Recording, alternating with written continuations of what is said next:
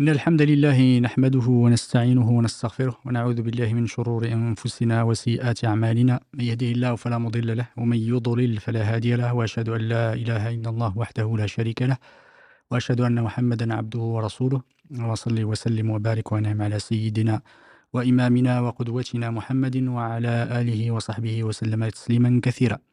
أما بعد فالسلام عليكم ورحمة الله وبركاته. Bienvenue dans cet épisode là, qui est destiné à clôturer la mini-série qu'on a commencé il y a presque un mois, je pense que c'était au mois de juin. On a, je pense, fait 3 épisodes et celui-ci est le 4e et le dernier épisode où nous souhaitions de mettre en avant la façon la plus adéquate de interagir avec l'autre dans un contexte ou dans un objectif de correction, d'erreur. Et la meilleure façon, c'est celle qui est inspirée du comportement du prophète alayhi salatu wassalam, parce que c'est le meilleur des hommes.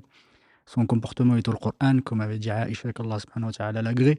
Et le prophète alayhi salatu wassalam nous a donné une inspiration, il nous a donné un chemin à suivre, il nous a donné des méthodes, des techniques qu'il faut absolument garder en tête quand on veut appréhender ou interagir avec son frère, hein, quand on voit effectivement une erreur. Et l'idée, ce n'est pas, de le brusquer. Donc, comme on avait vu lors des épisodes précédents, on a vu que l'aspect le plus important était qui jalonnait les interactions du prophète alayhi salatu wassalam avec les autres, était la clémence, était la douceur, la sagesse, la bonne exhortation. On a vu qu'effectivement, le prophète alayhi salatu wassalam, dans sa manière de corriger l'erreur, il faisait de façon toujours réfléchie et il prenait en compte, comme on avait dit, très très important, tous les aspects de la chose avant d'appréhender la question et avant de commencer à interagir et commencer à corriger l'erreur. Et ça, c'est très très important. La réflexion, la prise de recul, extrêmement importante. Il faut regarder l'objectif. Il faut garder toujours en tête l'objectif, pourquoi on le fait.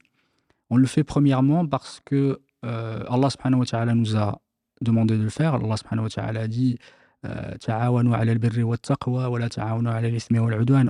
Entraidez-vous dans le bien et la piété, et ne vous entraidez pas dans le péché et la transgression. Ça, c'est extrêmement important de le garder en tête, parce qu'Allah subhanahu wa ta'ala nous l'a demandé. Et le conseil est quelque chose d'important en islam, le conseil envers ton frère, et l'aider, le soutenir, le supporter, c'est un point qu'il faut garder en tête. Ça, c'est je pense, l'objectif important, Allah subhanahu wa ta'ala nous l'a demandé. Et on le fait pour Allah subhanahu wa ta'ala. La sincérité, comme on l'a vu lors le premier épisode, la sincérité, c'est très important et crucial. On le fait pour Allah subhanahu wa ta'ala et pour la face d'Allah subhanahu wa ta'ala. On ne le fait pas par ostentation, par orgueil. On ne le fait pas par amour de soi. On ne le fait pas pour montrer quelque chose, on montrer qu'on a de la science, on montrer qu'on est meilleur que l'autre. On le fait pour Allah subhanahu wa ta'ala. On le fait dans une intention sincère, une intention pure. Et ça, gardez-le en tête. Gardez-le toujours en tête quand vous voulez aborder pourquoi je le fais, pour quelle raison je le fais, pour quelle raison je vais interpeller mon frère qui a fait une erreur, qu'elle soit minime ou majeure. Je le fais parce qu'Allah subhanahu wa ta'ala me l'a demandé, et je le fais pour Allah subhanahu wa ta'ala. Ça, c'est très très important. Et on a vu, il faut regarder aussi quels sont les moteurs, qu'est-ce qui me pousse à le faire. Il ne faut pas que ça soit l'orgueil qui me pousse à faire ça. Il ne faut pas que ça soit la vanité, l'amour de soi, le fait de vouloir se montrer, l'ostentation. Il ne faut pas que ça, ce n'est pas des bons moteurs. Le moteur, il ne faut pas que ça soit la colère. Ça, c'est le fait de prendre du recul et de se comporter de la meilleure des façons avant d'interagir avec ton frère, c'est de s'assurer du succès de ce que tu veux faire. Même s'il peut arriver, voilà, qu'Allah subhanahu wa ta'ala en décide autrement et que ça soit mal pris ou autre. Mais d'abord, il faut avoir des bonnes bases, il faut partir des principes que le prophète alayhi salatu wassalam nous a montrés tout au long de sa vie. Et après, aller interpeller ton frère pour corriger une erreur quelconque. Et on avait vu, lors du précédent, on avait commencé à aborder les méthodologies ou les méthodes ou les techniques de correction des erreurs, c'est les méthodes prophétiques qui ont été transmises par les sahaba du prophète alayhi salatu wassalam, lors de leur rencontre avec lui, lors des événements qu'ils ont vécus. On a vu 4 principes très importants, ou 2 grands principes, on va dire, le premier, c'est toujours être, mmh, faire preuve de clémence, de miséricorde et de douceur. Très, très important. Quand tu abordes ton frère, c'est ton frère. Ton frère, tu l'aimes. Et l'amour, ça suppose de la bienveillance. Ça suppose de la prévenance. Le deuxième principe, effectivement, grand principe qui se divise en 2, c'est ce qu'on avait vu la fois dernière, c'est la sagesse et la bonne exhortation. La sagesse, on avait dit, c'est mettre les choses à leur bonne place, à la bonne place où elles doivent être. Ça veut dire que quand je dois aborder une question, je dois, m'enquérir ou connaître tous les aspects de cette chose, prendre du recul, réfléchir avant d'agir. C'est ça, grosso modo, la sagesse. La sagesse, c'est de savoir, comme ils ont dit les ulama, la réalité ou la vérité des choses. Ça, c'est Allah subhanahu wa ta'ala, une faculté qu'il a donnée, mais c'est une faculté aussi qui s'acquiert avec le temps. C'est le contraire de la précipitation. C'est le contraire de la précipitation. La sagesse, c'est quand tu sais, quand tu dois, tu traites une question, quelle qu'elle soit. Tu vas la traiter, tu vas essayer de mettre les choses à leur bonne place. Et ça, c'est synonyme de justesse, de justice.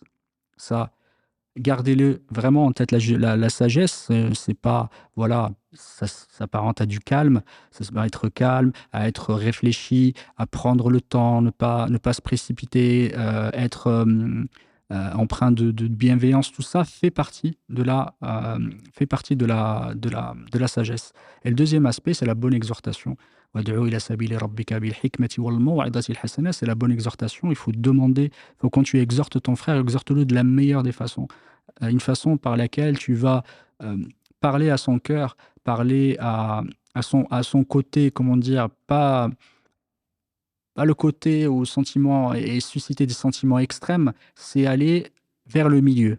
Comme j'ai dit à chaque fois, notre religion, c'est la religion du milieu. C'est pas une religion ni de l'extrême, ni des 2 extrêmes, c'est une religion du milieu. Il faut toujours rechercher l'endroit où il y a moins de remous, et on va pouvoir passer des messages, on va pouvoir avoir de l'effet positif sur autrui. Ça, c'est extrêmement important, et Allah subhanahu wa ta'ala nous a enjoint de le faire. Quand on doit appeler quelqu'un au sentier d'Allah, appeler quelqu'un au chemin d'Allah subhanahu wa ta'ala, il faut le faire avec sagesse et bonne exhortation. Et quand on doit corriger l'erreur de l'autre, il faut qu'on le fasse aussi avec la bonne exhortation. Lui montrer les bienfaits, les effets positifs, effectivement, qu'il va rater en faisant cette erreur, et aussi le côté négatif, le châtiment qui peut être le résultat de cette erreur qu'il a faite. Et ça, gardez-le vraiment, enfin, tous ces aspects-là sont importants à avoir en tête. Et dans cette continuité, des méthodes ou des techniques ou des principes qu'il faut prendre en compte quand on doit corriger les erreurs, il y a un élément important qui est le dialogue et la conviction ou la persuasion. Persuader l'autre, c'est aborder l'autre en dialoguant avec lui. Ne pas être là dans une position d'imposition, c'est-à-dire que tu lui imposes quelque chose et tu coupes court à la discussion. Il faut être dans le dialogue, dans la discussion positive, constructive, et être aussi dans la recherche de la persuasion, non pas par la violence. La persuasion qui va toucher plutôt les sentiments, et la conviction plutôt la raison, mais c'est jamais avec de la violence et de l'imposition, c'est toujours avec du dialogue. C'est que tu vas le rechercher pour que lui-même, par son bon gré, veuille effectivement à adopter ta position, ou croire à ce que tu vas dire. Et le prophète alayhi salatu wassalam, a toujours été dans cette veine-là, a toujours été dans ce comportement, de ce dialogue avec ses compagnons, même avec les peuples qui n'étaient pas, ou les personnes qui n'étaient pas musulmanes. Et le Coran, et il suit également les préceptes du Coran, les principes. Le Coran, il a toujours mis en avant le dialogue. Et on le voit par exemple dans les versets 84 jusqu'à 84, 85, 6, 86, 87 de Surat al-Mu'minun, de la Surat les croyants, Allah subhanahu wa ta'ala, quand il s'adresse, il dit قُل لمن الأرض ومن فيها إن كنتم تعلمون. قُل لمن الأرض ومن فيها إن كنتم تعلمون. Il leur dit, dis-leur, dis, à qui appartient la terre, est-ce qu'elle contient? Ils diront, derrière, ils diront, c'est à Allah. Ils diront, c'est à Allah. قُلْ أَفَلَا تَذَكَّرُونَ. Dis-leur, est-ce que vous ne souvenez pas? Est-ce que vous n'activez pas, vous ne mettez pas en pratique votre raison?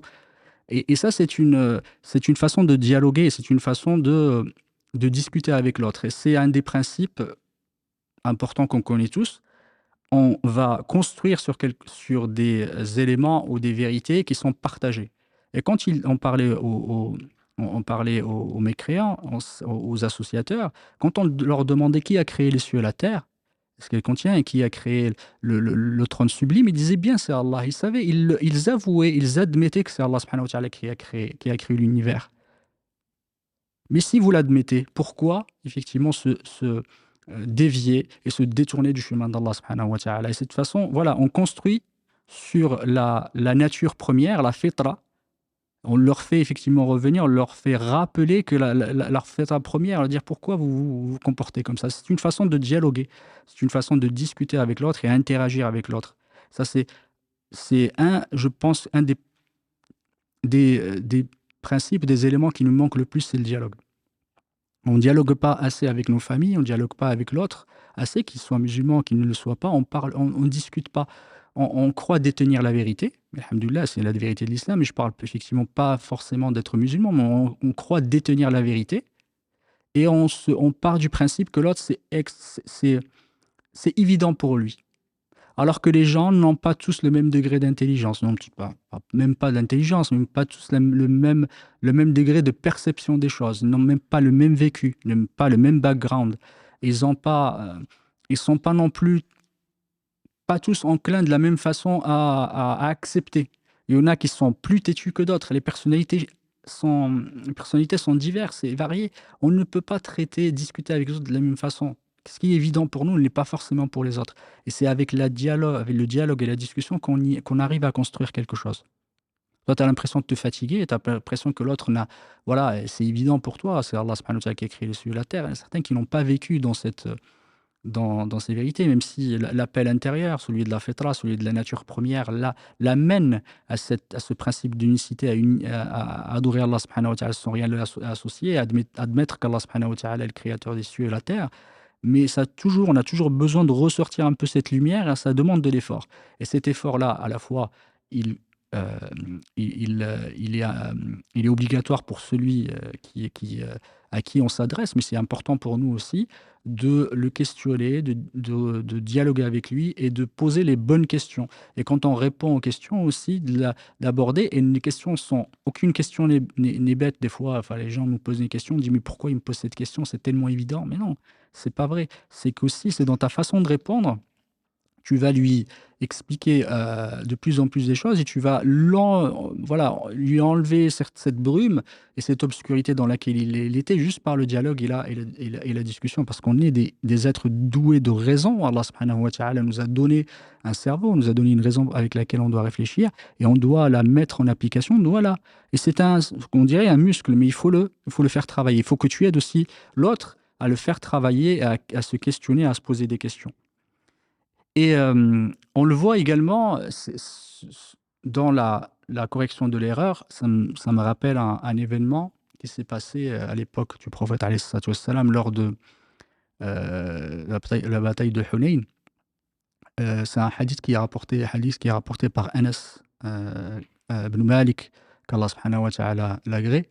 Il disait, au moment où le prophète alayhi salatu wassalam distribuait les rétributions, effectivement, le butin, il donnait plus aux gens de la Mecque, aux muhajirin, qu'aux Ansar.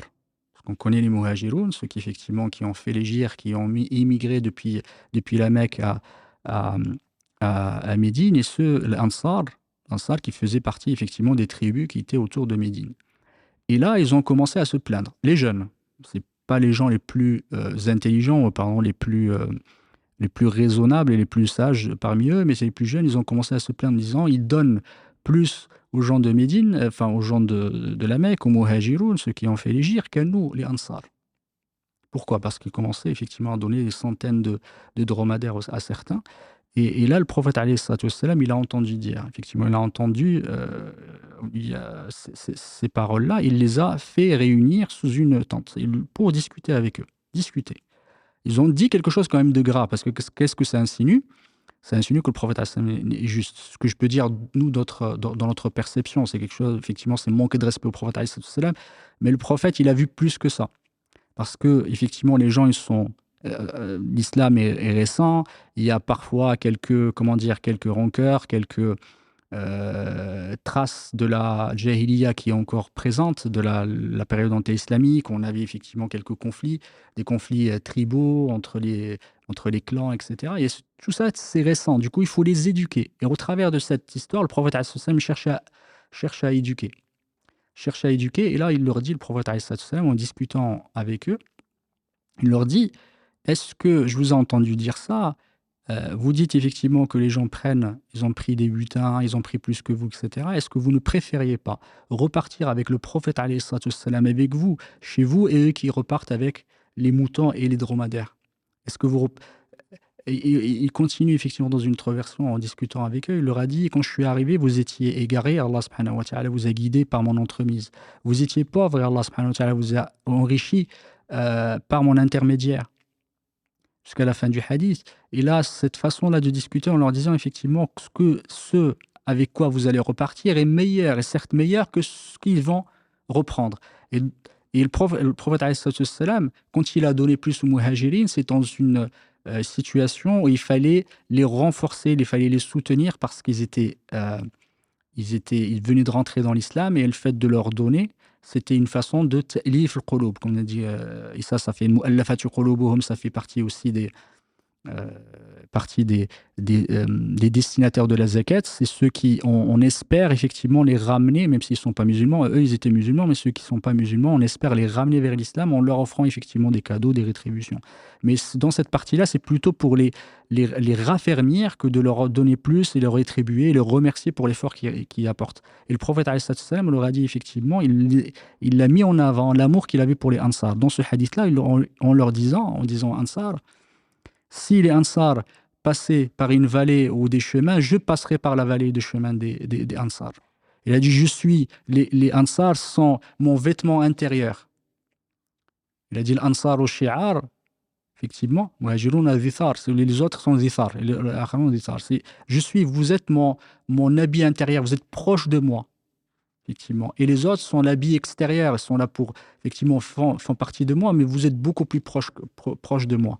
Du coup, le prophète, alayhi salatu wassalam, il a mis en avant leur mérite, il a mis en avant leur courage, leur proximité du prophète, alayhi salatu wassalam. Et le plus important, c'est qu'ils puissent repartir avec le prophète, alayhi salatu wassalam, à Médine, et les autres, ils vont repartir avec les biens de ce bas monde. Et ce qui est le plus important, c'est ce que les Ansar vont gagner dans le-delà, en ayant comme le prophète, alayhi salatu wassalam, le meilleur des hommes comme compagnie. Et là, ils ont dit, finalement, ils ont pleuré jusqu'à ce que leur barbe soit mouillée en disant, on se suffit, ça nous suffit amplement le fait d'avoir le prophète alayhi salatu wassalam avec nous. Et on se suffit, et ça nous suffit, et ça nous contente amplement que le prophète alayhi salatu wassalam soit notre rétribution. Vous voyez, le prophète alayhi salatu wassalam, c'est pas mis en colère en leur disant, voilà, vous ne pouvez pas penser comme ça, je ne suis pas injuste. Il leur a montré effectivement pourquoi il l'a fait et pour quelles raisons. Et en discutant, en mettant en avant, on les perd dans un sens de conviction, de persuasion, en leur parlant à leur cœur et leur parlant aussi à leur raison. Euh, un autre exemple que je pourrais effectivement vous citer, c'est celui du prophète alayhi salatu wassalam, quand euh, il a vu effectivement une dame qui est venue voir le prophète alayhi salatu wassalam. Cette dame avait une fille. Et cette fille-là, elle avait 2 bracelets énormes d'or. Et le prophète alayhi salatu wassalam, qu'Allah subhanahu wa ta'ala le bénisse, lui a demandé, lui a dit, est-ce que tu payes la zakat de ceci? Elle lui a dit non. Il lui a dit, le prophète alayhi salatu wassalam, est-ce que tu ne crains pas est-ce que tu serais satisfait, tu serais contente que le jour du jugement dernier, au jour de la résurrection, que ça te soit remplacé par des bracelets en feu? Et là, elle s'est rendue compte de l'erreur dans laquelle elle se trouvait. Et elle les a jetés, ou les a donnés au prophète alayhi salam. Elle a dit: «Ça, c'est pour Allah et son prophète». Et ça l'a ramené effectivement parce que le prophète alayhi salam lui a donné la raison pour laquelle il lui a demandé, la zakat. Et la raison, c'est le châtiment derrière celui qui ne paye pas la zakat sur ses biens. C'est de donner la zakat, de donner la part d'Allah subhanahu wa ta'ala, la part des pauvres. Effectivement, cette obligation extrêmement importante, et j'en joins à mes frères, à ne pas l'oublier. N'oubliez pas, chacun, de se poser la question: est-ce que vous êtes imposable, entre guillemets, est-ce que vous devez payer la zakat ou pas? Parce que c'est un pilier de l'islam, un pilier important de l'islam, ça fait partie des 5 piliers de l'islam.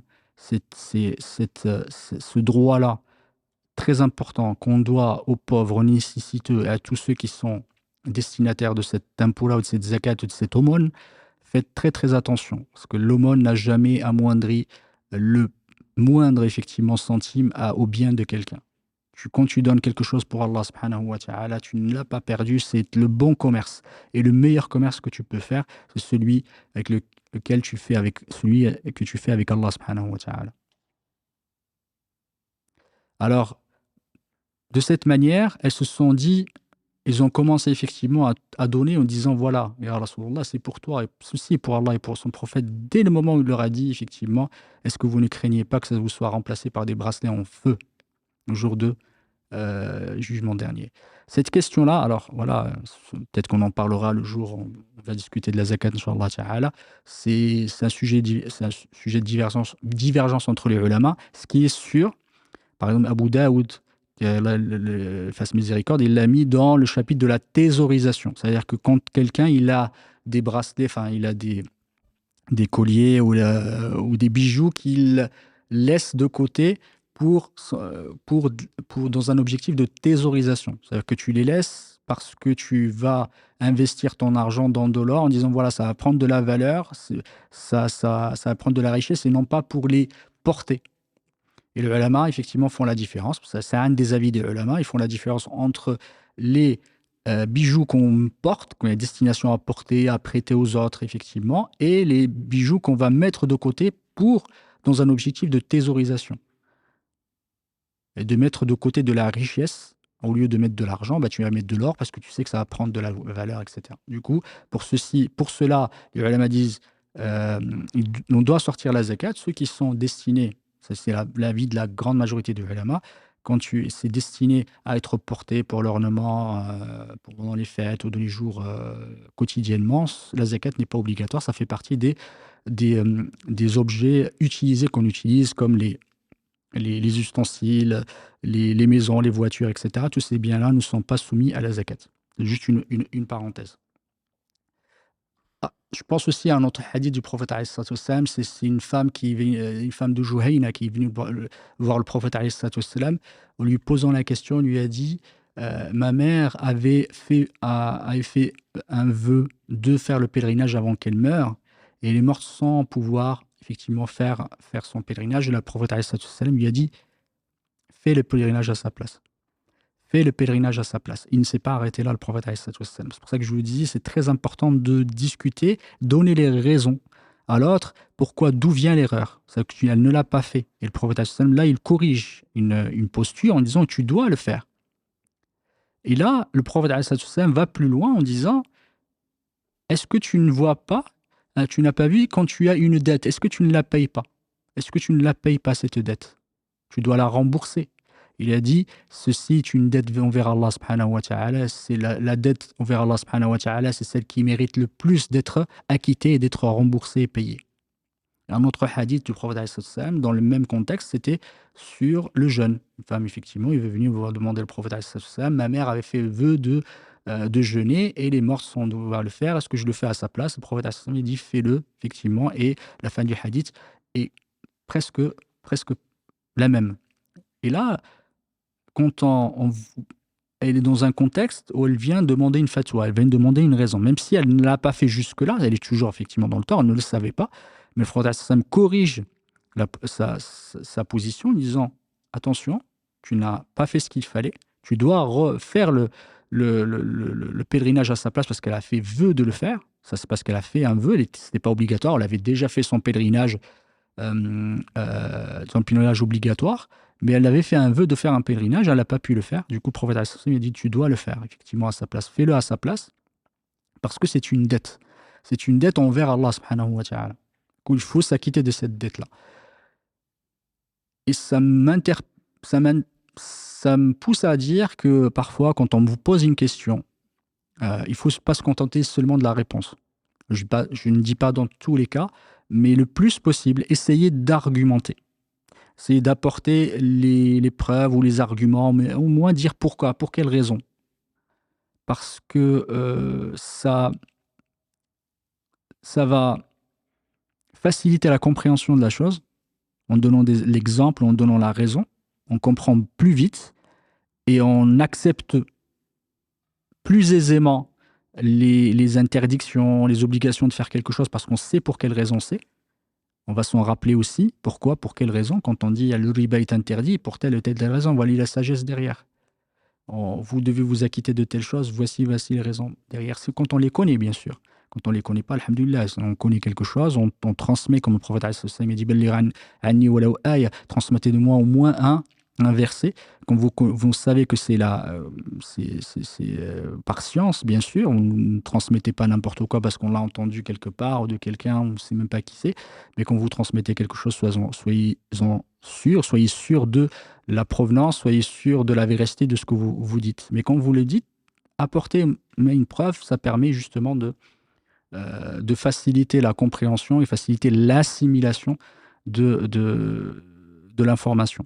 Et dans cet exemple, le prophète, il corrige, en même temps il donne la raison et il donne les arguments.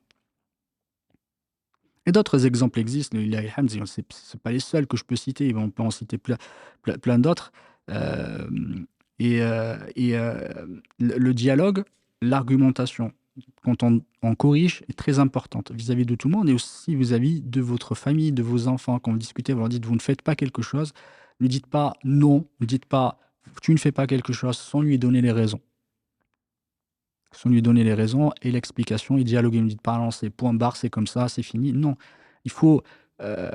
Tu es un humain devant toi, tu es quelqu'un qui est doué de raison, qui est sensible. Il faut lui donner les raisons, même si tu as le droit, effectivement, parfois, de lui imposer des choses, mais il faut lui expliquer pour quelles raisons on le fait. Pour l'instant, peut-être qu'il ne va pas accepter, mais il se dira effectivement c'est quelque chose de réfléchi, ce n'est pas seulement par colère, ce n'est pas seulement de la dictature, mais c'est quelque chose qui a un objectif. Et partager avec quelqu'un l'objectif de quelque chose, c'est de lui permettre de s'aligner, que vous vous aligniez et que vous soyez sur la même longueur d'onde et que vous soyez effectivement, que vous puissiez agir ensemble et l'amener vers vous. Ça, c'est une des techniques très importantes, donc, que ce soit en management ou dans la psychologie ou autre, c'est la discussion, l'argumentation, surtout expliquer à l'autre pour quelle raison vous faites quelque chose. Parce que dans l'argumentation, ça permet de faciliter l'explication, comme j'ai dit, l'assimilation et la compréhension de la chose. Au contraire, quand on dit non pour dire non, vous avez fait une erreur sans l'expliquer, c'est beaucoup plus dur parfois d'être assimilé par certains. Ça, c'est le premier principe dont on vient de parler, le premier principe d'aujourd'hui, et je voulais vous mettre en avant, c'est le dialogue et l'argumentation, la persuasion, la conviction. Ça, c'est très important. L'autre aspect aussi important dans la façon avec laquelle le prophète a corrigé les erreurs, c'est l'allusion.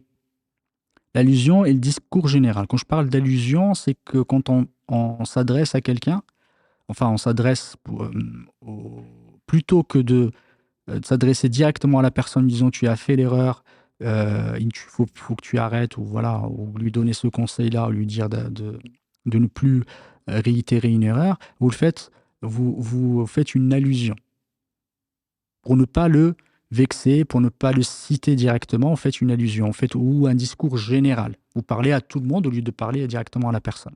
C'est beaucoup plus facile pour transmettre un message et c'est beaucoup plus facile pour ne pas susciter des sentiments de détestation, de haine. Parfois, l'orgueil de certaines personnes, leur sensibilité peut les pousser parfois à totalement rejeter la vérité parce que vous leur parlez directement, devant tout le monde, et ça c'est plus grave, parce que le conseil vaut mieux qu'il soit fait, qu'il ne soit pas fait devant tout le monde. Parfois, on a l'obligation de le faire devant tout le monde, enfin on le fait, le prophète alayhi salatu wassalam l'a déjà fait, pour des questions très particulières quand la personne ne veut pas du tout comprendre, même si quand on lui dit, ben, quand on sait qu'il y a une force, ça va le pousser à ne pas le refaire, le fait de le faire devant tout le monde, sans rentrer dans le détail. Mais le principe clé, le principe général, c'est qu'on essaye le plus possible de ne pas s'adresser directement à la personne de front, pour lui dire quelque chose qui lui déplaît. Le prophète alayhi salatu wassalam, dans un hadith, le prophète alayhi salatu wassalam, c'est Anas qui disait ça, il disait que le prophète alayhi salatu wassalam, il n'a jamais fait face à quelqu'un avec quelque chose qu'il déteste, il ne faisait presque jamais, j'avais l'habitude de ne pas faire face à quelqu'un avec quelque chose qu'il déteste. Ça veut dire interagir ou parler avec quelqu'un, lui dire quelque chose qu'il va détester. Dans un hadith, le prophète alayhi salatu wassalam, il avait vu quelqu'un qui était rentré à la mosquée. Il avait une trace jaune, il avait de la jaunisse, effectivement, quelque chose qui était jaune sur son, sur son vêtement, sur lui, sur son corps. Et le prophète il a laissé part. Quand il est parti, il a demandé justement aux sahaba, aux compagnons qui étaient à côté de lui, il leur a dit, dites-lui de nettoyer ou d'enlever cette tache-là. Parce que le prophète ne voulait pas, effectivement, par pudeur. Le prophète est très, très pudique et très bienveillant. Il n'aimait pas contrarier les gens. Il n'aimait pas les contrarier, même quand c'était pour des bonnes raisons. Et là, dans ce cas-là, Anas disait, le prophète alayhi salatu wassalam, il avait l'habitude de ne jamais faire face à quelqu'un avec quelque chose qu'il détestait. Cette personne détestait entendre, bien sûr. Et tout au long, effectivement, de la vie du prophète alayhi salatu wassalam, il y a beaucoup, beaucoup d'épisodes où le prophète alayhi salatu wassalam, au lieu de s'adresser effectivement directement à la personne, lui disant, c'est toi qui as fait ça, c'est toi qui as commis cette erreur, il faisait des allusions. Un discours allusion ou un discours plutôt général, où il va s'adresser à tout le monde plutôt que de s'adresser à la personne, même si c'est une personne qui a fait ça. Et, et ce principe-là, on le retrouve dans le Coran. Surat Tawbah, que certains, enfin, ulama rapportent, effectivement, son autre nom, c'est le Fadiha, celle qui divulgue, parce qu'elle divulgue la vérité, elle divulgue la vérité sur les hypocrites à l'époque du prophète. Et à chaque fois, enfin, dans le Surat Tawbah, Allah subhanahu wa ta'ala, quand il parlait des hypocrites, il le faisait avec des allusions. Il n'a pas cité les personnes clés. Il n'a pas cité les personnes qui étaient hypocrites, mais plutôt de leur comportement. Citer leur comportement, leur façon d'interagir avec le prophète alayhi salam. Il dit, Allah subhanahu wa ta'ala, ceux qui font mal, qui portent préjudice au prophète alayhi salam, il disait qu'il était tout oreille, tout ouïe. Alors que Allah subhanahu wa ta'ala, il dit, Udunun lil khair. Allah subhanahu wa ta'ala dit, le prophète alayhi salam était plutôt une oreille pour vous apporter du bien. Et voilà, et tout ce qu'ils, à chaque fois, toutes les allégations, tout ce qu'ils racontaient, en disant voilà, on veut faire toutes ces contre-vérités, alors qu'ils étaient hypocrites, Allah subhanahu wa ta'ala ne les a pas mentionnés dans ce verset. Pourquoi il ne les a pas mentionnés? Parce que c'est beau, parce qu'Allah subhanahu wa ta'ala n'aime pas divulguer. Allah subhanahu wa ta'ala aime bien protéger, aime bien couvrir ses créatures. C'est pour ça que faites très attention, Allah subhanahu wa ta'ala, quand il couvre quelqu'un, vous découvrez quelque chose, n'allez pas le jeter en pâture à la vindicte publique. En ayant raconté, ah, je l'ai vu faire ça, je l'ai vu faire ceci, je l'ai vu faire cela. Ce n'est pas l'objectif du musulman. Allah subhanahu wa ta'ala l'a couvert. Pourquoi tu vas, toi, le découvrir de cette sorte? Alors ça ne te sert à rien. Il n'y a pas vraiment Si c'était, parfois, effectivement, il peut y avoir des raisons légitimes à le faire. Parce que c'est quelqu'un qui fait une injustice claire, enfin une injustice envers les autres, un préjudice, et tu dois venir parler de ça pour le faire cesser, parce qu'il n'y a que de cette façon-là que tu peux le faire cesser, oui, tout à fait, tu peux le faire. Mais ce n'est pas parce que tu as vu quelqu'un faire quelque chose qui ne nuit qu'à lui-même et que tu vas aller commencer à le raconter, je l'ai vu faire ça, je l'ai vu faire ceci, je l'ai fait. Mais non, ce n'est pas l'objectif, ce n'est pas votre objectif. L'objectif, c'est de protéger. Faites-lui un conseil. Et si vous ne le pouvez pas, vous ne pouvez pas lui donner un conseil, taisez-vous. Dites-le bien, comme a dit le prophète, alayhi salam, dites-le bien ou taisez-vous. C'est mieux de se taire que de. Alors, celui qui protège ou qui couvre son frère sur cette terre, comme a dit le prophète, alayhi salam, Allah subhanahu wa ta'ala couvre ses erreurs le jour du jugement dernier. Dis-toi qu'en couvrant et qu'en le protégeant, qu'en divulguant pas ça, Allah subhanahu wa ta'ala vous protégera parce que vous n'êtes pas meilleur que lui. Vous n'êtes pas meilleur que lui, vous vous croyez meilleur alors que vous faites des erreurs tous les jours. Comme on avait dit effectivement lors du premier cours, il y a quelque chose qui est fondamental, c'est que l'erreur est naturelle. L'humain, il fait toujours des erreurs. Allah subhanahu wa ta'ala, le prophète alayhi salam, il a dit Kullu ibni Adam khata. Kul, tout. Sauf le prophète alayhi salam, effectivement, même si effectivement, on a vu, même sans rentrer dans le détail, mais l'humain est quelqu'un qui commet des fautes, commet des erreurs. Et le prophète alayhi salam a bien choisi le mot. Il a bien dit khata, il a dit khata. C'est siratu mubalara, c'est-à-dire qu'il continuellement, il fait des erreurs. Continuellement, tout le temps. Tout le temps. C'est Allah subhanahu wa ta'ala qui l'a créé comme ça. C'est un être faible. Parfois, on peut, euh, par faiblesse, effectivement, céder, par contrainte, par ignorance. On a vu le premier cours, effectivement, je vous demanderai de revenir au premier cours pour voir quelles sont les sources de l'erreur. Et on l'a vu, et puis ça peut être des sources diverses, elles ne sont pas toutes du même degré de gravité. Celui qui se trompe parce qu'il est, ou qui fait une erreur parce qu'il a oublié, n'est pas pareil que celui qui se trompe par orgueil, ou que celui qui fait une erreur par orgueil. Celui qui fait l'erreur parce il ne le savait pas, par ignorance, pas pareil que celui qui le fait de façon préméditée, et quand il le fait, parce qu'il l'a fait pour servir ses propres intentions, pour nuire à l'autre. C'est pas du tout le même degré, ça ne doit pas être traité de la même façon. Du coup, quand vous interagissez avec l'autre, faites très attention et quand vous voulez corriger l'erreur, si vous pouvez le faire en faisant des allusions, faites-le. Faites-le. N'allez pas directement de front en disant tu as fait telle erreur, tu dois corriger, fais attention. Parfois, on le fait devant tout le monde. Les gens ils sont à côté, ils se disent ah, mais qu'est-ce qu'il raconte. Enfin, parfois, on n'a pas tous, les gens à qui vous adressez, n'ont pas, alhamdoulilah, cette, euh, cette clairvoyance et ce cœur ouvert qui, alhamdoulilah, dès qu'on lui fait un conseil, il le prend, il va vous prendre dans vos bras, dans ses bras en disant merci, merci d'avoir fait le rappel. Beaucoup, malheureusement, très sensibles. Il faut beaucoup par l'orgueil, poussé par l'amour de soi, ils acceptent pas. Ou ils ne même pas te regarder, même potentiellement, tu vas te faire insulter. Mais qu'Allah subhanahu wa ta'ala nous fasse miséricorde et qu'il nous guide tous. Mais faites très attention, faites-le. Si vous arrivez à le faire, faites-le. Et le prophète, alayhi salatu wassalam, à plusieurs reprises, il a fait ce discours et cette allusion, ce discours général. On est dans une mosquée, ça me rappelle effectivement un épisode. Le prophète, alayhi salatu wassalam, était rentré, donc plusieurs hadiths qui ont été rapportés. Il est rentré, il avait vu les traces d'un crachat sur le mur de la Qibla. Et le prophète, alayhi salatu wassalam, il n'a pas dit qui a fait ça. Il n'a pas demandé qui l'a fait.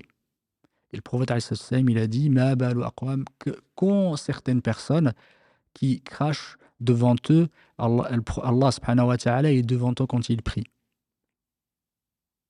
Et dans une autre version, le prophète alayhi salatu wassalam, effectivement a dit ne crachez pas si vous devez le faire, cet endroit-là est un endroit béni, il ne faut pas le souiller. Si vous devez le faire, faites-le sur votre gauche, dans une autre version sous vos pieds, ou crachez dans votre vêtement. Si vous voulez vraiment le faire, parce que vous êtes en train de le faire, mais ne le faites pas devant vous, parce que la mosquée est un endroit qui doit être respecté, qui doit être préservé de tous les maux. Et le prophète, au lieu de demander qui, il a dit Ma balu aqwami. Quand certaines personnes qui crachent devant eux. à la mosquée. Il crache effectivement en direction de la Qibla.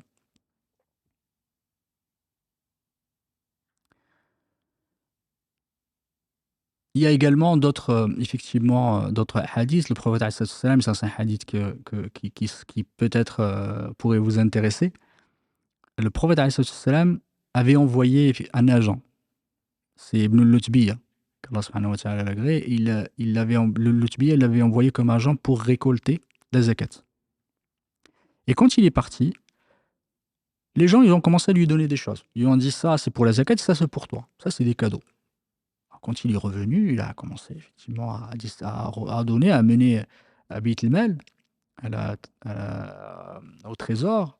Il ramenait, pour appeler le trésor public, il ramenait la zakat. Il disait ceci pour vous et ceci on me l'a donné.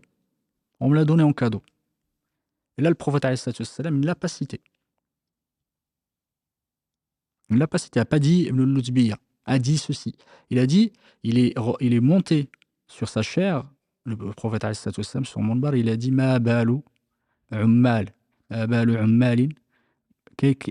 Quand certains agents, quand on les envoie, ils reviennent en disant ceci est pour la zakat et ceci on me l'a donné. Et s'il restait chez son père et sa mère, est-ce qu'on lui aurait fait des cadeaux? S'il est resté chez son père et sa mère, est-ce qu'on lui aurait fait des cadeaux? Pourquoi on lui a fait des cadeaux? Parce c'est un agent. C'est un agent, entre guillemets, un agent public, si on pourrait appeler ça un agent public.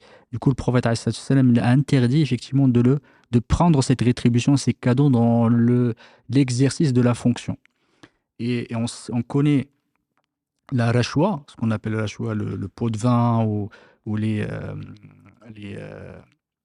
oublié le mot, mais vous savez très bien de quoi je parle, effectivement, qui sont interdites à donner. Si par exemple vous allez voir un agent pour qu'il vous fasse quelque chose, vous lui donnez, lui donnez une rétribution pour qu'il vous le fasse, ceci est complètement interdit. Et rachwa, c'est interdit. Les pots de vin, les bakshish, etc. sont interdits en islam. Interdits en islam. Et même si la personne vous donne un cadeau après, c'est interdit également, pour vous rétribuer ou vous remercier. Ce n'est pas seulement ce qu'on appelle rachwa pourrait être conditionné. Le pot de vin est conditionné. Je te donne, en condition, si tu ne me donnes pas, je te délivrerai pas tel papier, je te ferai pas telle formalité administrative. Et ça, c'est dans le meilleur des cas. Dans le pire des cas, c'est d'avoir, on donne un pot de vin, la corruption, c'est pour ça que c'est le mot que j'avais oublié, c'est corrompre l'autre, c'est la corruption, et donner un pot de vin pour avoir quelque chose auquel on n'a pas le droit. Ça, c'est le plus grave. Et dans les moindres cas, les cas les moins graves, c'est on donne quelque chose pour avoir son propre droit. Mais on veut l'avoir plus rapidement, ou peut-être ça va prendre du temps, etc. Et on veut l'avoir. Ça, c'est peut-être la moindre des choses. Et la moindre, effectivement, le cas le moins, qui pourrait parfois, sur lesquels le ulama ont discuté, c'est quand parfois tu donnes un pot de vin, tu fais de la corruption pour avoir ton droit, parce que tu ne peux l'avoir que par cet intermédiaire-là. Mais voilà, je cite juste les différentes parties de ce qu'on appelle le pot de vin, qui n'ont pas, ou ne traitent pas de la même façon. Mais sachez que même la rétribution qui n'est pas conditionnelle, on ne conditionne pas, est interdite également. Le prophète alayhi salam, il a dit Hadaya al-ammali ghulul, dit le prophète alayhi salam. Les cadeaux qu'on fait aux agents publics sont interdits, sont une ghulul, c'est une injustice. Le prophète alayhi salam l'a bien mis en avant, c'est-à-dire que vers un agent public, évitez de leur donner des cadeaux. Évitez de leur donner des cadeaux parce que, encore la raison pour laquelle c'est interdit, une des sagesses, wallahu a'lam, derrière, c'est que ça va devenir une habitude. Ça va devenir une habitude. Et la personne va s'habituer effectivement parce que pour le même travail, il est rétribué déjà pour ce travail-là. Il est rétribué pour ce travail et toi, tu vas lui donner un cadeau supplémentaire. Parce que voilà, vous voulez être gentil, etc. Mais cette personne va s'habituer à ce cadeau et petit à petit, ça va se transformer en véritable pot de vin, un véritable rachwa, une véritable corruption, parce qu'il n'acceptera plus de le faire que pour les personnes qui lui le rétribuent, qui lui donnent des cadeaux. C'est comme ça que ça se trouve petit à petit. Et c'est ce qu'on appelle ça de dala'i'. C'est l'obstruction des prétextes. Enfin, un prétexte ou un chemin vers quelque chose de plus grave. Parce qu'aujourd'hui, ça va être un cadeau, demain, il va s'habituer, et toi, celui qui ne lui a pas donné le cadeau, il ne va pas peut-être le traiter de la même manière. Toi, tout le monde lui donne un cadeau. Du coup, on attend peut-être la prochaine fois, il va être beaucoup plus clément, il va peut-être nous faciliter plus rapidement, etc. Alors qu'il doit traiter tout le monde de la même façon, de façon égalitaire. Et parce que toi, tu es plus généreux avec lui, il va être beaucoup plus généreux avec toi, il va être plus gentil dans le cadre de son travail pour lequel il est déjà rétribué. Alors, j'exclus les tips, ce qu'on appelle les tips ou les qu'on donne aux serveurs, etc. C'est pas la même chose. On ne parle pas de ce sujet-là parce que ça, c'est connu de l'employeur, c'est quelque chose qui fait partie des us ou coutumes. Voilà, on ne parle pas de ça, on parle vraiment de choses pour lesquelles tu es déjà rétribué et ton employeur ne le sait pas, et tu reçois des cadeaux, etc., de la part des... Et d'ailleurs, c'est interdit parfois dans certaines entreprises ici, c'est interdit de recevoir des cadeaux, par exemple, des clients. Enfin, pardon, pas des clients, mais des donneurs d'ordre. Par exemple, quelqu'un dans une entreprise ou une administration publique, quand il y a des marchés publics, on n'a pas le droit de recevoir des cadeaux de la part des entreprises dans le cadre de marchés publics ou dans le cadre, effectivement, d'appels d'offres ou autre. Et ça, c'est parce que ça met en péril l'égalité qui doit présider ces aspects, ces contrats-là ou ces transactions. Le fait effectivement de ta'rid, la euh, pardon, ta'rid, le prophète alayhi salatu wassalam, avait fait effectivement aussi, certains effectivement, ils sont venus voir Aïcha. Ça c'est peut-être l'exemple que je voulais citer, il était très intéressant. C'est le prophète alayhi salatu wassalam, ils étaient venus voir Aïcha pour lui demander l'adoration du prophète alayhi salatu wassalam, la façon dont le prophète alayhi salatu wassalam adorait. Et quand ils ont entendu, ça les a pas satisfaits. Ils étaient ils l'ont un peu minimisé. En fait, c'est pas assez. Ils ont commencé à ils ont commencé à dire, le prophète alayhi salatu wassalam, Allah subhanahu wa ta'ala lui a pardonné ses péchés antérieurs et à venir, etc. On n'est pas pareil. Il y en a un qui disait, voilà, moi je jeûnerai tout le temps, je ne mangerai pas. Il a dit, effectivement, moi je ne me marierai jamais, je resterai toujours célibataire. Il a dit, je ne mangerai plus de viande, etc. Et là, le prophète, alayhi salatu wassalam, c'est là où il a dit, Men arada an sunnati, falaysa minni. Man raghiba an sunnati, falaysa minni. Celui qui ne veut pas de ma sunna, celui qui ne désire pas en fait suivre mon exemple, ne fait pas partie de ma communauté, ne fait pas partie de moi. Parce qu'ils se sont effectivement dit, voilà, mais c'est pas assez, ou peut-être le prophète, alayhi salatu wassalam, il a d'autres privilèges que nous, on n'a pas. Et là, le prophète, alayhi salatu wassalam, il a dit, Ma balu aqwamin, effectivement, quand certains a à se détourner de ma sunna, à ne pas vouloir suivre ma sunna. Et là, il n'a pas parlé directement de ces personnes qui sont venues voir Aïcha à ce moment-là, mais il a parlé de façon générale en disant Ma balu aqwamin, effectivement, rabuna an sunnati, qui se détournent, ils ne veulent pas, ne désirent pas ma sunna. Et le prophète, alayhi salatu wassalam, dans un autre hadith pardon, rapporté de Aïcha également, qui disait que le prophète, alayhi salatu wassalam, a entendu que certains ne voulaient pas prendre ces dérogations, ces rokhas. Et voilà, ils étaient effectivement, ne voulaient pas les suivre, on ne voulait pas les prendre, en se disant, voilà, pour nous, c'est comme si effectivement la sunna du prophète alayhi salam ne leur allait pas. Et là, le prophète alayhi salam leur a dit, Ma balu aqwamin, quand certaines personnes, ils se détournent de ma sunna, alors que je suis celui qui connaît le plus Allah subhanahu wa ta'ala, qui le craint le plus. Parce que pour eux, c'est une dérogation, c'est quelque chose qui potentiellement n'est pas, hem, heu n'est pour eux, n'est pas assez et du coup, ils s'abstiennent de le faire. Parce que le prophète a donné une rukhsa, effectivement, que lui-même faisait, c'est cette dérogation qu'il faisait lui-même et qu'il l'appliquait lui-même. Eux, ils s'en abstiennent. Ils s'en abstiennent et là, le prophète il leur a dit, effectivement, qu'est-ce qu'ils ont? Je suis celui qui connaît plus Allah subhanahu wa ta'ala et qui le craint le plus. Qui le craint le plus. Et là, il n'a pas parlé de façon directe à ces personnes, mais plutôt il a parlé de façon générale. Du coup, gardez ça à l'esprit. Et on va passer, bi'idhnillahi ta'ala, au troisième principe. Troisième principe de cet épisode-là, qui est très important. C'est un principe, celui de l'éloge. L'éloge, très intéressant. Euh, Parce que quand on vient voir une personne pour corriger son erreur, on met en avant quelque chose qu'il pourrait potentiellement détester. qui peut-être potentiellement va le contrarier. Parce qu'on va le toucher dans son ego, on va mettre en avant son erreur et c'est les gens, ils ne veulent jamais être effectivement mis en avant dans cette manière-là. Du coup, le fait d'apporter de l'éloge, porter quelque chose de positif, ça atténue le message et ça fait effectivement passer le message de façon beaucoup plus fluide, smooth, que diraient les Anglais. Et le prophète alayhi salatu wassalam, il ne le faisait pas cet éloge, louer quelqu'un ou lui faire l'éloge de quelqu'un, il ne le faisait pas de façon exagérée, il faisait de façon modérée, il faut toujours que ça corresponde à la vérité. Et l'éloge, quand on le fait à quelqu'un, contrairement voilà, on sait tous que c'est un aspect qui n'est pas,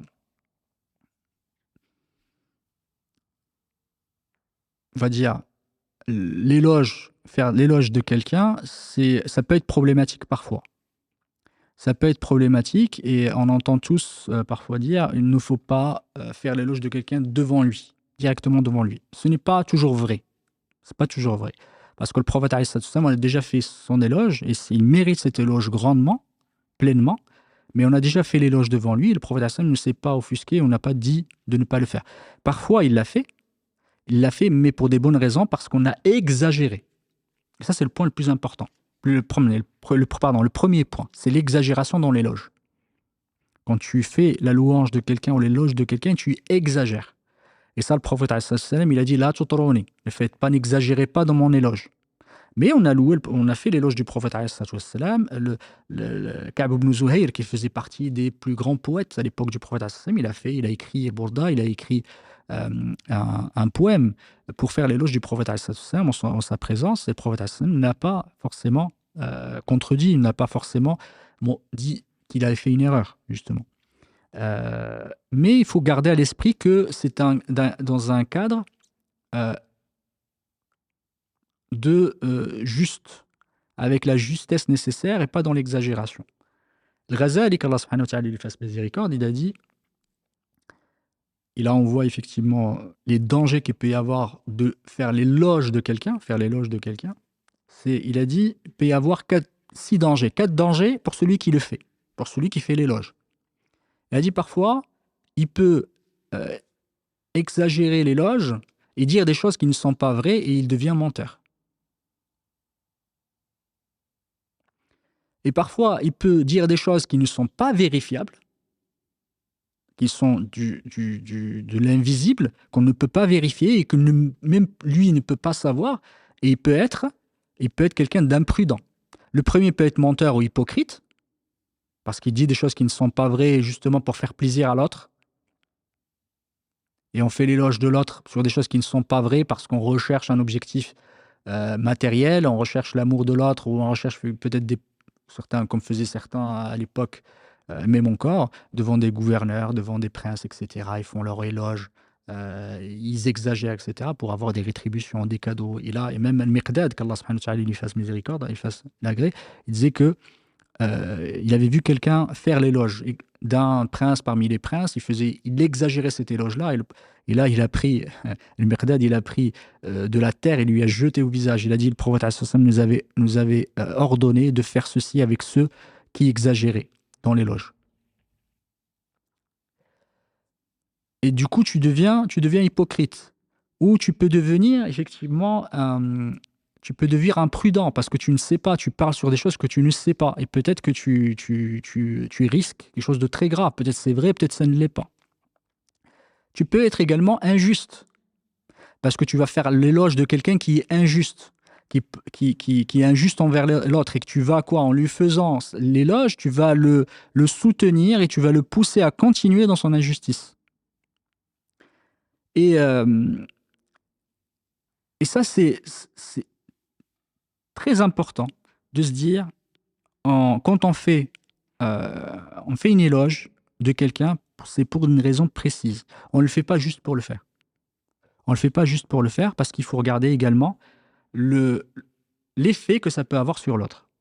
Et le Razali, qu'Allah lui fasse miséricorde, il disait effectivement, il y a 2 effets que ça peut avoir sur celui qui est loué, qui est celui auquel on fait l'éloge. On peut susciter son orgueil et son amour de soi, effectivement, et il peut malheureusement être touché par cet éloge et ça va le pousser à quoi? À même invalider son action. Parce que au lieu de le faire pour Allah subhanahu wa ta'ala, il va le faire pour l'amour des autres et pour l'éloge des autres. Et ça peut le corrompre, carrément. Ça peut le corrompre parce que malheureusement, il peut devenir effectivement, il peut faire, au lieu de faire les choses pour Allah subhanahu wa ta'ala et le faire de façon sincère, il va devoir le faire pour ostentation. Et tu vas le détourner, de sa sincérité et de sa bonne intention. Et il peut aussi, dit Ibn Battal, qu'Allah lui fasse miséricorde, il disait, effectivement, faire l'éloge de quelqu'un, malheureusement, parfois, ça peut pousser à la personne à ne plus faire d'efforts. Parce que malheureusement, il va croire qu'il a atteint un degré et que maintenant c'est le meilleur, maintenant c'est le plus savant, maintenant c'est le plus généreux, c'est voilà, tous les superlatifs qu'on peut imaginer. Et ça va malheureusement, il va s'appuyer, rester sur ses acquis. Il va plus se remettre en question, il va plus rechercher l'effort, il va plus rechercher la satisfaction d'Allah subhanahu wa ta'ala, il va plus être dans l'action parce qu'on l'a, malheureusement, on l'a tué. Comme a dit le prophète alayhi salam d'ailleurs. Quand quelqu'un, il avait entendu quelqu'un faire l'éloge d'une personne devant le prophète, quelqu'un a fait l'éloge d'une personne devant le prophète alayhi salam, il a dit Wayhaka qad qata'ta unuqa akhik. Tu lui as dit, tu as coupé la gorge de ton frère. Si tu dois lui faire l'éloge, si tu es obligé de faire, le prophète a dit, si tu es obligé de faire son éloge, dis, je crois, je pense qu'il est ceci et cela. Et c'est Allah, il n'y a qu'Allah subhanahu wa ta'ala qui est son véritable juge. C'est Allah subhanahu wa ta'ala qui le sait, qui sait sa véritable nature. Voilà. أحسبه كذا وكذا ولا أزكي على الله أحدا الله حسيبه ولا أزكي على الله أحدا. Et je ne puis pas, je ne peux pas attester du mérite de quelqu'un devant Allah subhanahu wa ta'ala. Si vraiment tu dois faire l'éloge de quelqu'un, dis je pense qu'il est comme ça, je pense qu'il a telle et telle qualité. Et c'est Allah subhanahu wa ta'ala le véritable juge. C'est Allah subhanahu wa ta'ala celui qui connaît la vérité sur les gens, il connaît ce qu'il y a dans les cœurs véritablement des gens. Et je ne peux, et tu dois dire, je ne peux attester du mérite de quelqu'un devant Allah subhanahu wa ta'ala, parce qu'Allah subhanahu wa ta'ala, c'est celui qui sait tout. Tu dois faire très attention parce que tu portes préjudice. Alors, c'est pas seulement que tu te portes préjudice à toi-même, et tu risques potentiellement d'être un hypocrite, d'être un menteur, d'être imprudent, d'être injuste, en faisant l'éloge de quelqu'un qui est fortement injuste et tu vas le pousser à continuer. Et tu vois bien qu'il est injuste et qu'il fait n'importe quoi, entre guillemets, pardon, et tu lui dis, ah ouais, c'est bien ce que tu fais, machallah, tu es comme... Et tu sais que derrière, ça va pas l'aider. Et même si c'est vrai ce que tu dis, peut-être que tu lui fais des éloges sur des choses qui sont vraies. Je ne dis pas que c'est faux ce que tu dis. Tu n'es pas menteur, tu n'es pas hypocrite. Mais tu le vois très bien à côté, c'est un injuste. Il porte préjudice aux autres. Et toi, au lieu de rappeler à ton frère le bon chemin, lui rappeler et essayer de l'aider à se corriger, et toi, indirectement, tu le pousses à continuer. Parce qu'en se disant, regarde, moi je fais tout ce que je fais, moi, les gens ils sont en train de me faire mon éloge. Et fais attention à l'effet que ça peut avoir sur l'autre. L'éloge, a dit l'imam Muslim, qu'Allah lui fasse miséricorde, il a écrit le titre de son chapitre, en disant Bab an-nahyi anil madh, c'est l'interdiction de l'éloge si elle a effectivement de la permission de l'éloge si et seulement si elle ne pousse pas, elle n'amène pas à la fitna de l'autre. Elle n'amène pas à la fitna de l'autre. Ça veut dire que tu n'as pas peur pour ton frère, qu'il tombe dans des travers, parce qu'en le faisant devant lui, peut-être que ça va l'amener, comme j'ai dit, à de l'orgueil, à de la vanité, à de l'amour de soi. potentiellement à se détourner du chemin d'Allah subhanahu wa ta'ala en se croyant peut-être meilleur que les autres. Et il y en a beaucoup à qui c'est arrivé et se sont crus pour des dieux parce que les gens ils ont commencé à parler en bien d'eux et se transformer des alliés d'Allah subhanahu wa ta'ala se sont transformés malheureusement en divinités autres qu'Allah subhanahu wa ta'ala, qu'Allah nous préserve de ça, mais c'est à force de les et ça, c'est arrivé bien avant le prophète alayhi salatu wassalam. Les gens du livre ont connu ça, ils ont exagéré l'éloge de leur prophète. Alors faites attention à l'effet que ça peut avoir. Mais dans notre cas, le prophète alayhi salatu wassalam a déjà fait l'éloge. Il a fait l'éloge, par exemple, il m'a dit, pardon, tu peux faire l'éloge, mais en étant sûr que tu ne corromps pas ton frère, tu n'amènes pas à la corruption de ton frère, à le dévier du bon chemin, à peut-être susciter des mauvais sentiments, des sentiments extrêmes en lui, en faisant cet éloge. Et jamais l'éloge exagéré, et jamais une éloge hypocrite et menteuse. La seule éloge qui est permise, c'est qui est vrai et juste, et bien proportionné, en prenant en compte l'effet que ça a sur l'autre et la personnalité de ton frère et, et la réaction et comment il va réagir derrière. Mais le prophète a fait des éloges, a fait l'éloge par exemple de Abu Bakr, qu'Allah subhanahu wa ta'ala lui fasse miséricorde. Quand il est venu Abu Bakr, le prophète a parlé des gens qui traînaient leurs vêtements par ostentation, par orgueil, qui traînaient leurs vêtements, avaient des longues robes, et c'est le fait de montrer qu'on avait des longues robes parce que les tissus coûtaient très très cher, il n'y avait que les gens qui étaient riches qui avaient les moyens d'avoir des vêtements aussi amples et aussi larges et aussi longs. Du coup, ils traînaient leurs vêtements pour montrer effectivement leur richesse et montrer leur pouvoir. Et là, le prophète alayhi salam avait effectivement interdit de faire ça. Et là, Abu Bakr, il est venu, il a dit, il avait peur. Et Abu Bakr, il est venu voir le prophète alayhi salam, il a dit parfois, j'ai mon izar effectivement qui traîne, c'est parce qu'il ne tient pas. Et il a dit, le prophète alayhi salam, tu ne fais pas partie d'eux. Et là, il a fait son éloge, en disant qu'il ne faisait pas partie de ce peuple. Et on a vu le hadith, le prophète alayhi salam, quand il a vu le sahabi, lui disant, tu as deux qualités qu'Allah subhanahu wa ta'ala, son prophète aime. Al-hilmu wal-anat, la bienveillance et la mesure et la patience.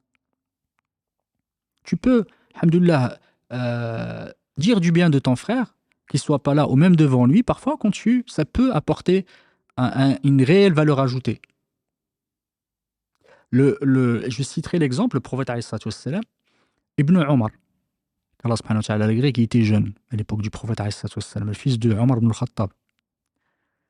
Il est venu, il allait à la mosquée le matin.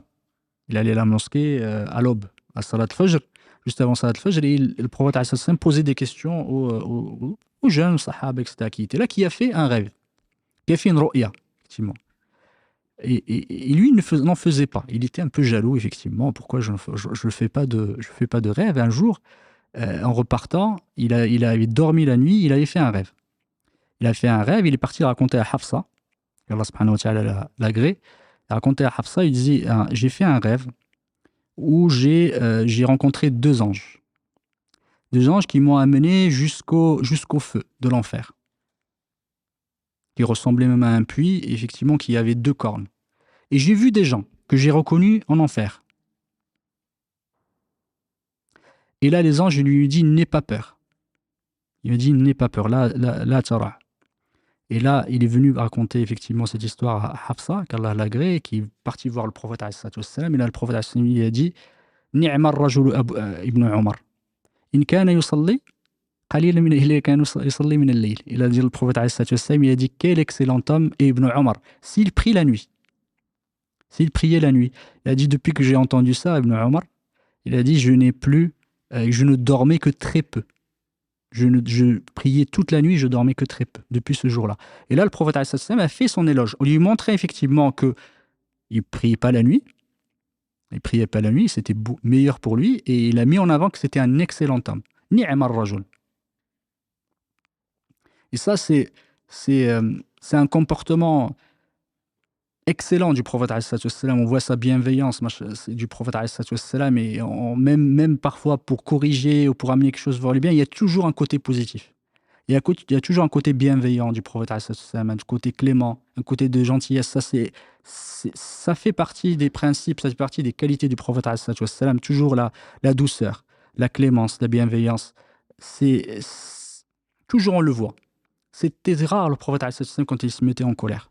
Ou quand le prophète alayhi salatu wassalam, il disait, Anas, qu'Allah subhanahu wa ta'ala lui fasse l'agré, il disait jamais, il m'a dit pourquoi pour telle chose que je n'ai pas faite, pourquoi tu ne l'as pas faite, et pour quelque chose que j'ai faite, pourquoi tu l'as faite. Et on a vu le hadith du prophète alayhi salatu wassalam tout à l'heure, il a dit jamais, il a l'habitude, le prophète alayhi salatu wassalam, de ne jamais faire face à quelqu'un avec quelque chose qu'il détestait. Il ne voulait pas, le prophète alayhi salatu wassalam n'aimait pas contrarier les gens. Et quand il pouvait faire quelque chose de positif, c'est-à-dire amener de la positivité et amener les gens vers le bien de la meilleure façon, il le faisait. Et là, c'est une façon de montrer et voir effectivement l'excellence d'Ibn Omar. Parce qu'il avait vu des gens, mais il n'en a pas parlé. Et ça me ramène tout à l'heure à la question de couvrir ton frère. Là, il a vu des gens, il a dit que j'ai reconnu en enfer, dans son rêve, dans sa ru'ya. Mais il n'en a pas du tout parlé. Il n'a pas du tout parlé. Ça, c'est un devoir pour nous tous d'être prévenants envers nos frères et de le protéger. Et d'être bienveillant envers eux avant même de se dire, voilà, on va corriger l'erreur de ton frère et peut-être l'amener vers le chemin droit. Et le fait de faire effectivement cet éloge, c'est une façon pour le prophète alayhi salatu wassalam de mettre en avant les qualités de l'homme avant de montrer ses défauts. Et parfois, les qualités sont beaucoup plus importantes, innombrables, que le petit défaut que la personne peut faire. Un autre exemple, celui d'un sahabi, qu'Allah lui fasse miséricorde, qu'Allah l'agrée, il rentrait effectivement à Abu Bakr, il me semble, si ma mémoire est bonne, et il rentrait dans la mosquée, et comme ils avaient déjà commencé la prière, ils faisaient déjà, effectivement, commençaient déjà le takbir pour rentrer dans la prière avant même d'arriver au saf, avant même d'arriver à la ligne. Et là, le prophète alayhi salatu wassalam était venu le voir, il a dit « Zadakallahu hirsan wa la ta'ud ». Il lui a dit qu'Allah subhanahu wa ta'ala augmente ton désir de faire le bien, mais ne le refait plus. Mais là, le prophète sallam a montré le côté positif. Il a mis en avant son désir de faire le bien. La personne n'a pas fait ça par injustice, mais parce qu'il voulait absolument atteindre la prière. Absolument commencer la prière avec les autres. Du coup, il le faisait vraiment derrière et il arrivait justement en courant jusqu'à arriver à la première ligne. Mais il n'a pas fait ça. Il a fait ça dans une bonne intention, dans un objectif qui était louable. Et là, le prophète l'a mis en avant. Il a dit Zadakallahu hirsa, qu'Allah subhanahu wa ta'ala augmente ton désir de faire le bien, mais ne refais plus. Si tu atteins la prière, tu pries, ce que tu as manqué, tu refais. Allah subhanahu wa ta'ala le prophète nous a montré comment rattraper la prière, comment corriger la prière. Voilà, ça sert à rien de se précipiter et de courir et de effectivement déranger parfois les gens ou de se comporter dans la mosquée d'Allah subhanahu wa ta'ala de façon inappropriée. Et que là, on voit l'importance de admettre ou de mettre en avant les qualités des personnes, mettre en avant ce qu'ils nous ont apporté, ce qu'ils ont apporté à la communauté, plutôt que de mettre en avant la petite erreur qu'ils auraient faite une fois, par erreur, par mégarde, par inadvertance, par ignorance ou autre, et les gens ne voient que ça. Et ça, c'est l'exemple de la petite page, la page blanche, qu'on voyait une page blanche, peut-être un A4, un A3 même, et on voit une petite tache, ou même petite tache de stylo, on voit que la tache, alors que la feuille est entièrement blanche. Mais on voit que la petite tache. Ça, c'est notre propre... Malheureusement, on est enclin à faire ça. On ne voit que la petite tache. On a l'impression que tout le monde est parfait. Et parce qu'il est imam, parce que je le vois à la mosquée, il faut qu'il soit parfait. Mais c'est déjà un postulat qui est faux. On ne peut malheureusement pas attester du mérite de quelqu'un. On ne peut pas attester de la perfection de quelqu'un. Ce n'est pas possible, parce que c'est contraire à ce qu'Allah subhanahu wa ta'ala C'est contraire à la sunna d'Allah subhanahu wa ta'ala sur cette terre et comment il a créé l'homme, il l'a créé faible, il l'a créé toujours dans un désir d'excellence, c'est-à-dire désir de se corriger, de se perfectionner. La recherche de l'excellence est extrêmement important. Si on était parfait, voilà, on n'aurait pas besoin effectivement de toutes ces épreuves ou toutes ces manières, alhamdoulilah, ou ces moyens de se perfectionner, de se rendre meilleur. On part toujours d'un point A, mais on continue, on progresse. Et ça, c'est très important. Il faut que tu aides ton frère à progresser. Il faut que tu l'aides à l'amener de ce point A à ce point B. Et pour ce point A, qui est ce départ, doit nous amener à un point qui est beaucoup plus positif.